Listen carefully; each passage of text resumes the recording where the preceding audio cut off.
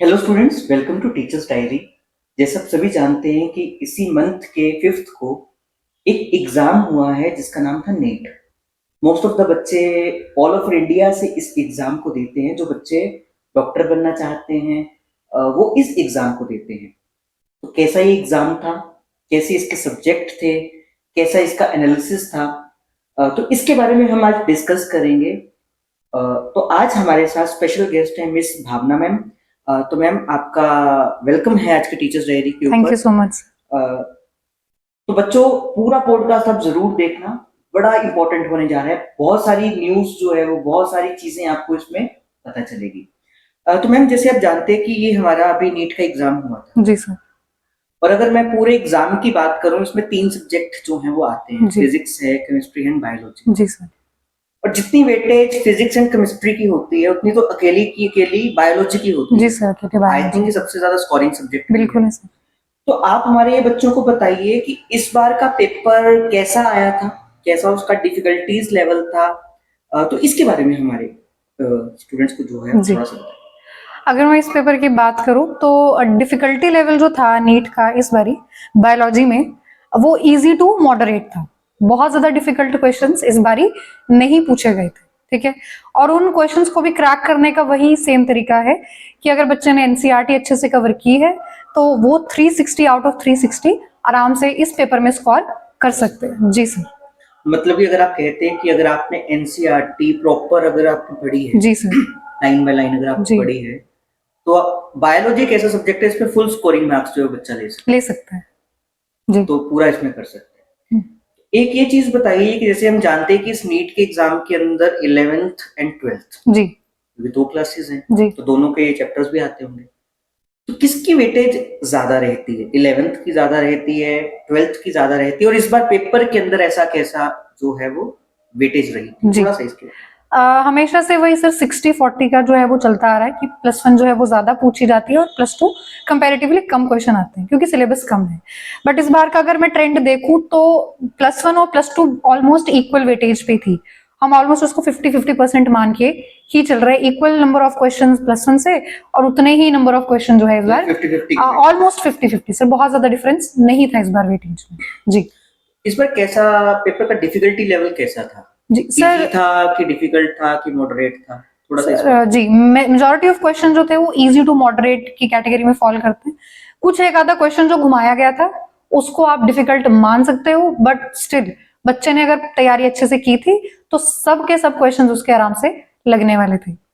जी। कौन से ऐसे चैप्टर्स बायोलॉजी के अंदर होते हैं कि जिसको बच्चा पढ़ के अच्छी स्कोर जो है वो कर जी। सकता है? कोई जैसे इंपॉर्टेंट चैप्टर्स क्या कोई है ऐसे जो हम आप बच्चों को बताना चाहते हैं कि ये चैप्टर्स बच्चे कर लो, इसमें से मोस्ट ऑफ द क्वेश्चंस आते हैं, जी। ये आपको आगे के लिए हेल्प कर सकता है? तो जी ऐसे कौन कौन से चैप्टर्स?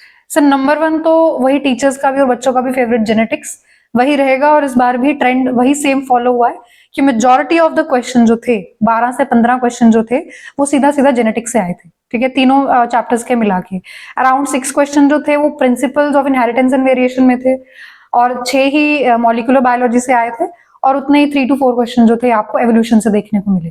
क्या इस बार ऐसा भी हुआ है, क्योंकि हमें सुनने को मिला है कि इस बार कुछ चैप्टर्स भी कटे हैं, जी। कुछ चैप्टर्स एड ऑन भी हुए हैं? जी। तो ऐसे कौन से चैप्टर्स है जो कटे हैं, या ऐसे कौन से चैप्टर्स है जो एड ऑन हुए हैं? जी। और सेकंड क्वेश्चन ये है कि जो चैप्टर्स कटे, क्या उनमें से कोई पेपर के अंदर कोई क्वेश्चन आया जी है कि नहीं आया? सर, अगर मैं एड ऑन की पार्ट की बात करूं तो उसमें सिर्फ एक ही पोर्शन जो था, 2 पोर्शन थे एक्चुअली जो एड ऑन हुए थे। एक थी मॉर्फोलॉजी में प्लांट फैमिलीज ऐड हुई थी, 3 फैमिलीज और ऐड हुई थी। और एक strategies of enhancement in food production में एक टिश्यू कल्चर वाला टॉपिक था जो इस चैप्टर में से उठा के बायोटेक के साथ डाल दिया गया था। तो इन सब जो रैशनलाइज सिलेबस था इस सब में से क्वेश्चन जो है वो पूछे गए थे और जो सिलेबस कट था उसमें से कोई क्वेश्चन मतलब देखने उसमें को से कोई नहीं क्वेश्चन नहीं आया? नहीं नहीं सर।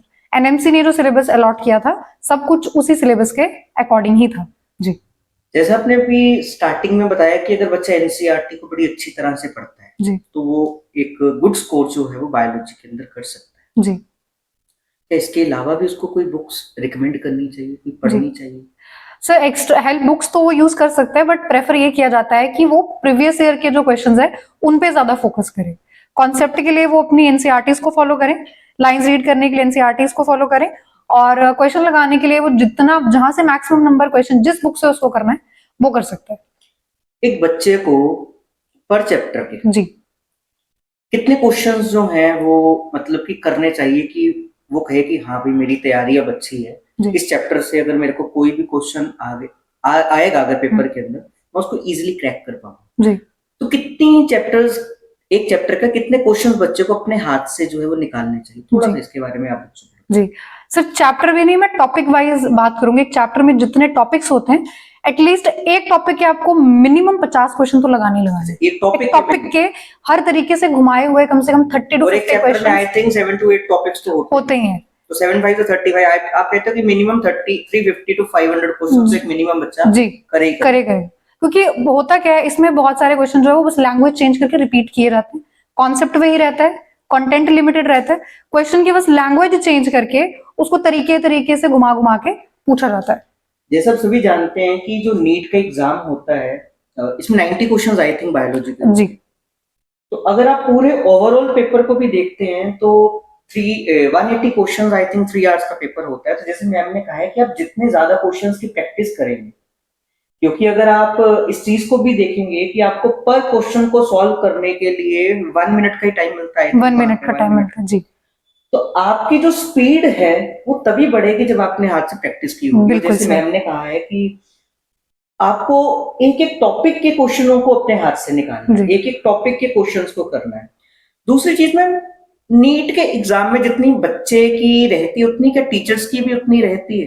क्या मतलब जितनी बच्चे की मेहनत है उतनी टीचर्स की मेहनत भी रहती है? और कैसे बच्चा अपने टीचर्स के साथ मिलकर क्या उसे वो अकेला भी कर सकता है कि टीचर्स की गाइडेंस की नीड उसको रहती है? थोड़ा सा इस चीज के बारे में भी आप हमें बताइए। सर, एग्जाम्स की अगर मैं बात करूँ तो मेहनत बच्चे की हमेशा ज्यादा होती है, पीछे कंधे पे हाथ रखने वाले, उसको गाइड करने वाले उसके टीचर्स होते हैं, ठीक है। और बिना टीचर के गाइडेंस के आप ज्यादा नहीं बट कहीं ना कहीं थोड़ा बहुत रास्ता आप बिल्कुल भटक सकते हैं।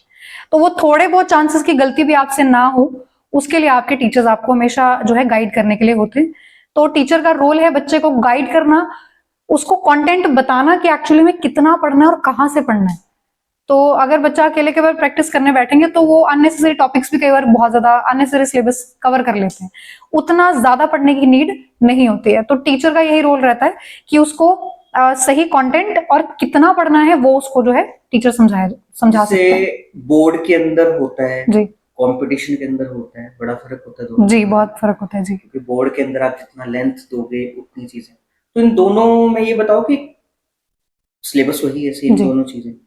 कैसे बच्चे को बोर्ड की तैयारी करनी है और कैसे बच्चे को कॉम्पिटिटिव एग्जाम्स की तैयारी करनी है, जी थोड़ा सा इस चीज के बारे में।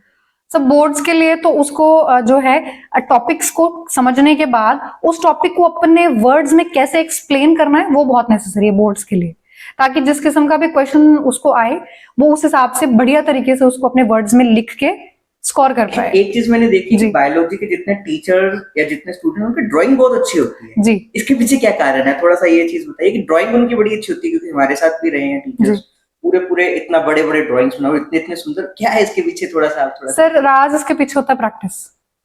प्रैक्टिस हमको आए दिन हर चैप्टर में बहुत सारी डायग्राम्स होती हैं जिससे हमको डील करना पड़ता है, ठीक है। और बोर्ड पे बनाने के बाद, नोटबुक से बनाने के बाद इतनी प्रैक्टिस हो जाती है कि वो धीरे धीरे धीरे धीरे जो है वो उभर के आने लग जाती है डायग्राम्स एक चीज बायोलॉजी मुझे टीचर जैसे की। आजकल बच्चा क्या करता है, फोटो खींच लेता है डायग्राम की, जी डायग्राम अपने हाथ से नहीं निकालता, जी फोटो खींच के या उसका कुछ भी उसके प्रिंट आउट करके अपने नोटबुक्स में। क्या एक एक डायग्राम उसको अपने हाथ से बनानी चाहिए? बिल्कुल सर, ये बिल्कुल जरूरी है बिल्कुल, क्योंकि अगर बोर्ड्स की मैं बात करूं तो वहां डायग्राम बेस्ड क्वेश्चन बहुत सारे आते हैं। या कंपटीशन में भी आता कंपटीशन में आपको बनाए सच बनाने के लिए तो नहीं आएंगे, बट डायग्रामेटिकल क्वेश्चन जरूर आते हैं आपको, लेबलिंग की कई है बार लेबलिंग क्वेश्चन, करने के? लेबलिंग के आपको बहुत बार क्वेश्चन आते दैट हैं। मीन्स आप कहते हो कि अपने हाथ से जरूर बना इस चीज बिल्कुल को बनानी चाहिए, सो दैट आपको एटलीस्ट लेबलिंग उसकी क्लियर हो कि कौन से पार्ट की क्या जो है वो पोजीशन है।